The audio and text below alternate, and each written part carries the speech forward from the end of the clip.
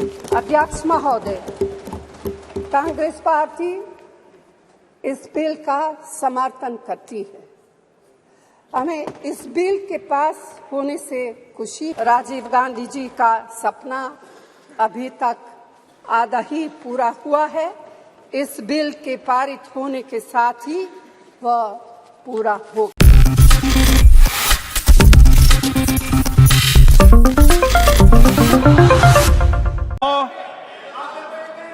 श्रीमती सोनिया गांधी जी।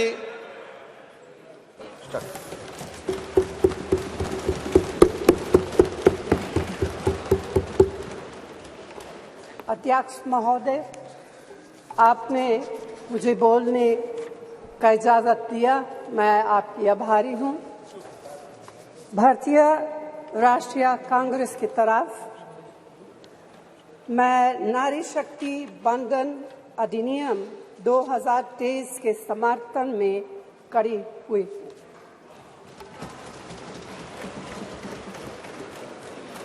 धुएं से भरी हुई रसोई से लेकर रोशनी से जगमगाती हुई स्टेडियम तक भारत की स्त्री का सफर बहुत लंबा है, लेकिन आखिरकार उसने मंजिल को छू लिया है। उसने जन्म दिया, उसने परिवार चलाया, उसने पुरुषों के बीच तेज दौड़ लगाई और असीम धीरज के साथ अक्सर खुद को हारते हुए लेकिन आखिरी बाजी में जीतते हुए देखा। भारत की स्त्री के हृदय में महासागर जैसा धीरज है। उसने खुद के साथ हुई बेईमानी की शिकायत नहीं की और सिर्फ अपने फायदे के बारे में कभी नहीं सोचा। उसने नदियों की तरह सबकी भलाई के लिए काम किया है और मुश्किल वक्त में हिमालय की तरह अडिग रही। स्त्री के धैर्य का अंदाज लगाना नामुमकिन है। वह आराम को नहीं पहचानती और तक जाना भी नहीं जानती। हमारे महान देश की माँ है स्त्री, लेकिन स्त्री ने हमें सिर्फ जन्म ही नहीं दिया है, अपने आंसुओं खून पसीने सींचकर हमें अपने बारे में सोचने लायक, बुद्धिमान और शक्तिशाली भी बनाया है। अध्यक्ष महोदय, स्त्री का मेहनत, स्त्री का गरिमा और स्त्री के त्याग की पहचान करके ही हम लोग मनुष्यता की परीक्षा में पास हो सकते हैं। आज़ादी की लड़ाई और नए भारत के निर्माण के हर मोर्चे पर स्त्री पुरुष के साथ कंधे से कंधा मिलाकर लड़ी है। वह उम्मीदों, आकांक्षाओं, तकलीफों और घर गृहस्थी के बोझ के नीचे नहीं दबी।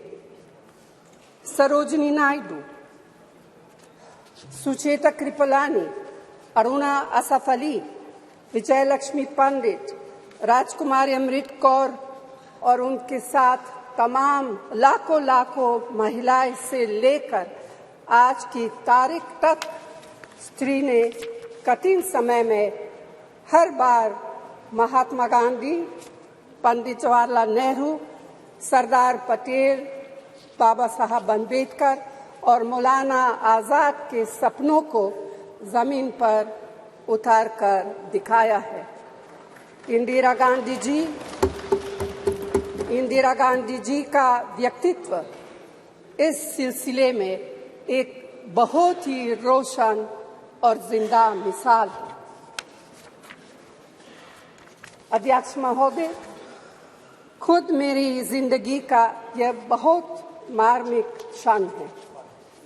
पहली दफा स्थानीय निकायों में स्त्री की भागीदारी तय करने वाला संविधान संशोधन मेरे जीवन साथी राजीव गांधी जी ही लाए थे।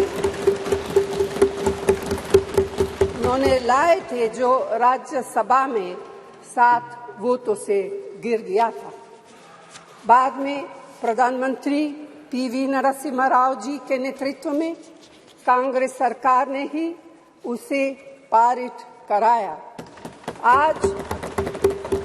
आज उसी का नतीजा है कि देश भर के स्थानीय निकायों के जरिए हमारे पास 15 लाख चुनी हुई महिला नेता है। राजीव गांधी जी का सपना अभी तक आधा ही पूरा हुआ है। इस बिल के पारित होने के साथ ही वह पूरा होगा।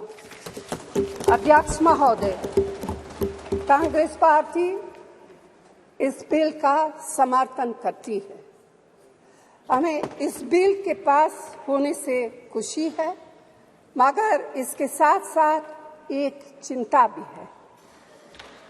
मैं एक सवाल पूछना चाहती हूँ। पिछले 13 वर्षों से भारतीय स्त्रियां अपनी राजनीतिक जिम्मेदारी का इंतजार कर रही हैं और अब उन्हें कुछ वर्ष और इंतजार करने के लिए कहा जा रहा है। कितने वर्ष? 2 वर्ष, 4 वर्ष, 6 वर्ष, 8 वर्ष? क्या भारत की स्त्रियों के साथ बर्ताव उचित है? भारतीय राष्ट्रीय कांग्रेस की मांग है कि यह बिल फौरन अमल में लाया जाए, लेकिन इसके साथ ही कास्ट सेंसस कराकर शेड्यूल ट्राइब, ओबीसीज की महिलाओं के आरक्षण की व्यवस्था की गई। सरकार को इसे साकार करने के लिए भी जो कदम उठाने की जरूरत है वह उठाने ही चाहिए।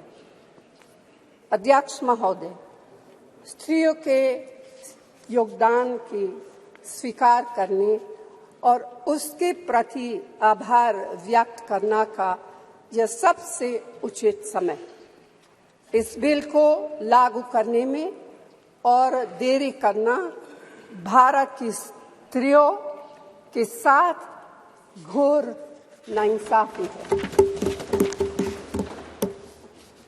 भारतीय राष्ट्रीय कांग्रेस की तरफ से मैं आपके द्वारा सरकार से मांग करती हूं कि नारी शक्ति बंधन अधिनियम 2023 को उसके रास्ते की सारी रुकावटों को दूर करते हुए जल्दी से जल्दी लागू किया जाए।